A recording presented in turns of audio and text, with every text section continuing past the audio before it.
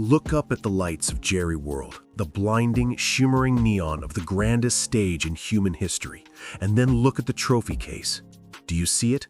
That thick, suffocating layer of dust? It has been 3 decades since the triplets rode into the sunset of North Texas. 30 years of almost, 30 years of next year, and 3 decades of maybe. But look at the star on the helmet. It's a burden. It's a weight that crushes the weak and immortalizes the bold.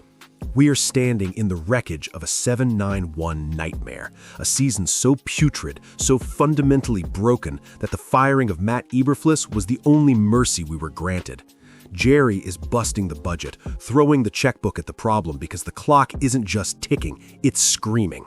We are the Dallas Cowboys. We don't do rebuilding, we do destiny, or we do absolutely nothing at all.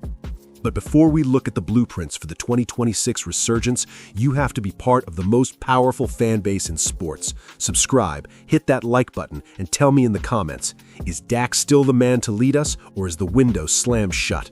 I want the raw truth from the Cowboys nation. Unacceptable. That is the only word for a defense that allowed a record 30.1 points per game last season, dead last in the NFL. Tom Landry's fedora would be wilting in shame. We watched the doomsday tradition get dragged through the mud, yielding 511 points, the most in this franchise's storied and once proud history.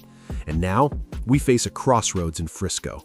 We have 22 pending free agents, men like George Pickens and Javonte Williams, men who were supposed to be the new blood, the sparks of the star, now potentially walking out the door for nothing. We are in cap hell, staring at the fallout of the Micah Parsons trade. We sent a generational lion to Green Bay for a haul that includes an extra 2026 first-round pick, but you can't tackle a running back with a draft slip. You can't sack a quarterback with future considerations. Let's get into the tactical rot. The transition from Eberflus's zone-heavy scheme was a total failure of gap integrity and a complete lack of leverage. It was a mismatch of personnel, men built for man-to-man coverage forced into shells that left oceans of open space. We saw CeeDee Lamb's slot fade dominance wasted because the protection schemes were porous, leaking like a sieve, while the defense notched just 35 sacks. If you can't win in the trenches, the star is just a target. We need a return to the dominant line play that defined the 90s. We need the doomsday mentality, where you don't just stop the ball, you punish the man holding it. Look at the tape. The lack of pre-snap motion to identify shells left our young secondary exposed. It was amateur hour in Arlington. While we sit here in Frisco plotting a comeback, look at what's happening in New England. They are 1 win away from Santa Clara, and they're getting healthy at exactly the right time. Mac Hollins, the 6'4" vertical threat who has been battling a brutal abdominal injury since Week 16, is expected to suit up for the AFC Championship against Denver. He trained normally on Friday. This isn't just a roster move, it's a tactical shift. Hollins is the blocking chess piece that allows Mike Vrabel to blur the lines between 3 receiver groupings and heavy run sets. He's the security blanket for Drake Maye, the sophomore MVP candidate who has been forced to hold the ball too long without his big-bodied target. I spoke to an insider at the Star in Frisco this morning who told me, and I quote, "Jerry isn't just angry, he's desperate. He sees the Patriots getting Mac Hollins back for a title game, and he wonders why his $240 million investment is watching the playoffs from a yacht. He's looking at that extra first-round pick not as a future asset, but as ammunition for a war he needs to win today." A veteran scout at the Jones table added, "The Parsons trade was a business decision, but the locker room took it as a white flag.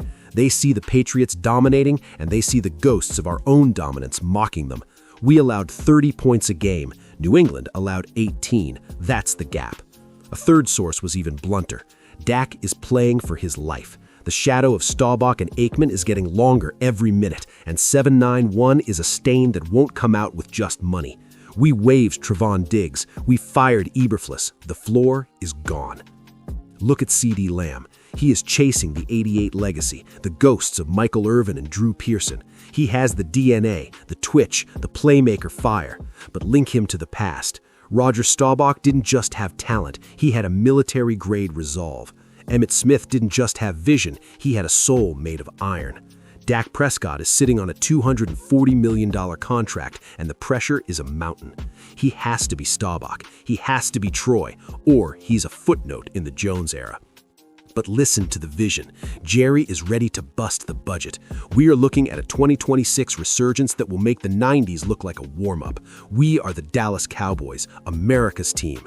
We are going to reload, retool, and reclaim the throne. We have the extra first-round pick. We have the Frisco pride. We have the largest jumbotron in the world to show our glory. We are going to find the next Larry Allen to anchor this line, and we are going to find the next Dion to shut down the perimeter. We've already announced Christian Parker as the new defensive coordinator, the first step in erasing the Eberflus era and returning to our man-to-man roots. But none of it matters without the ring. The star is heavy. The ghosts are watching from the rafters of the old Texas Stadium. The 7-9-1 era is a stain we must scrub with blood, sweat, and billionaire-funded talent. While the Patriots prepare for Denver and talk about Mac Hollins returning to provide that contested catch edge, we have to look in the mirror. No more excuses about process. No more maybe next year. The window isn't just closing, it's being hammered shut by 3 decades of failure. Jerry World is ready for a coronation. We need that doomsday defense to rise from the ashes. We need Dak to be the Captain America we paid for.